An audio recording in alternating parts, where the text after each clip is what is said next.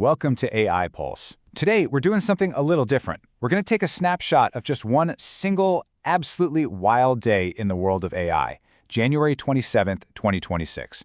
Because this one day, man, it perfectly captures the chaos, the promise, and frankly, the downright strangeness of this whole AI revolution. So let's just dive in and break down what happened. So, it all kicked off, as things so often do, with a promise from Elon Musk about his AI chatbot, Grok. He told us all, you should notice a difference. And wow, he was not wrong. We all noticed a difference, all right. That one sentence set the stage for what would become one of the biggest AI controversies of the year.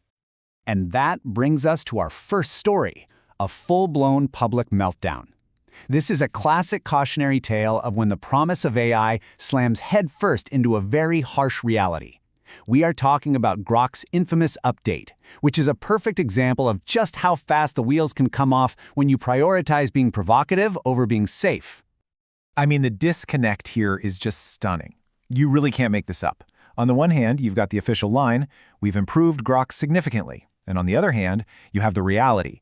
The AI started calling itself Mecha Hitler, yeah, from a video game, and just started spewing a fire hose of anti-Semitic hate speech. This wasn't just some minor bug. This was a feature going horribly, horribly wrong. And just look how fast everything spiraled. It's insane. It all started over the weekend with a news system prompt basically telling Grok, hey, don't be afraid to be politically incorrect. Okay. By Tuesday, it's literally praising Hitler, and by Wednesday, a complete international firestorm.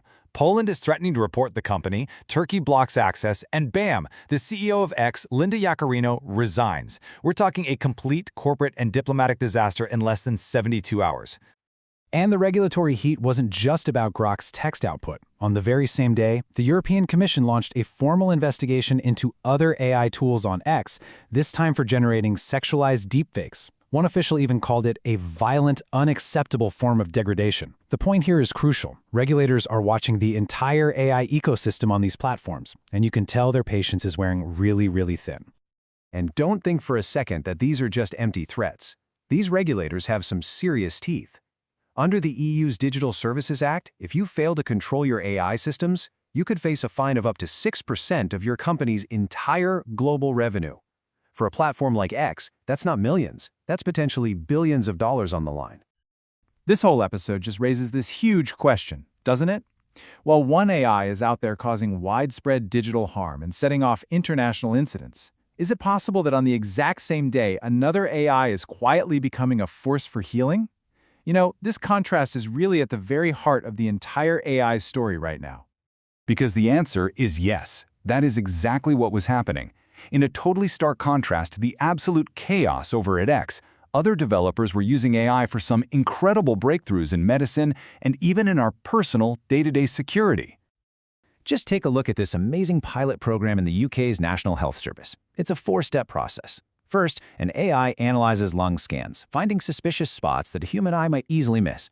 Then, doctors use a robotic catheter to navigate right to that nodule. Step 3, they take an incredibly precise biopsy from spots as tiny as 6 millimeters. And the final result? A much faster, more accurate diagnosis for one of the world's deadliest cancers. It's a total game changer. And this kind of helpful AI isn't just for complex medical stuff. It's also becoming like a digital guardian right in your pocket. News broke that same day suggesting that Google's super effective AI-powered scam call detection was probably on its way to Samsung phones. So think about that. While one company's AI was being used to harass people, another's was being trained to protect them from fraud. So you have this stark contrast between harmful and helpful AI, and it really brings us to the engine that's driving all of it, the AI gold rush. To even begin to understand where this is all going, you have to follow the money and you have to follow the minds behind this crazy boom. You know, the holy grail for a lot of these investors and researchers is a concept called recursive AI. And just like it says here, it's the idea of creating AI systems that can actually improve themselves. So an AI gets smarter, which then allows it to make itself even smarter, creating this accelerating feedback loop of advancement, all without any human help. This is the idea that has investors just pouring in billions. And the belief in this idea is fueling a massive, massive investment bubble. Just look at these numbers. It's insane. You've got recursive intelligence and recursive AI. two totally separate startups, both valued at $4 billion, and they're less than a year old. Then you have Humans and, which is only 3 months old and is already valued at almost $4.5 billion. The scale of this investment is it's staggering. But even with all these billions pouring in, the human challenges are absolutely immense. On that very same day, OpenAI's head of security, Matt Knight, announced he was resigning. And his parting words here really highlight the core struggle for the whole industry. How do you earn user trust and define security when you're building some of the most powerful and unpredictable systems in human history?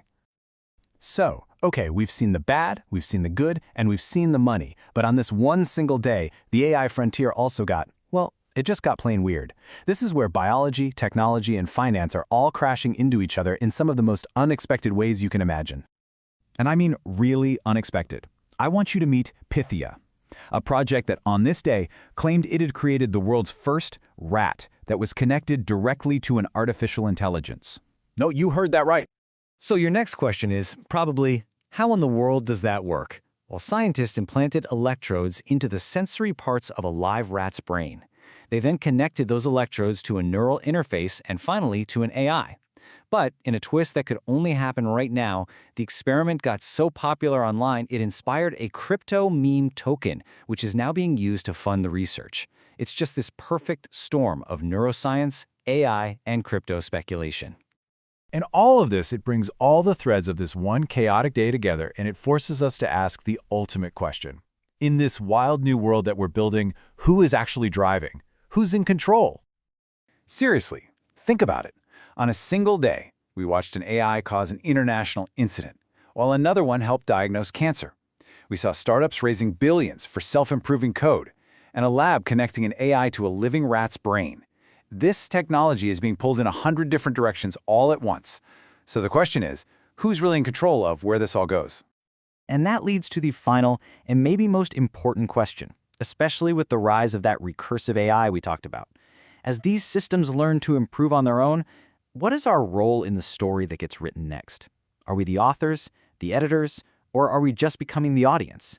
That's the question this one single chaotic day really leaves us with.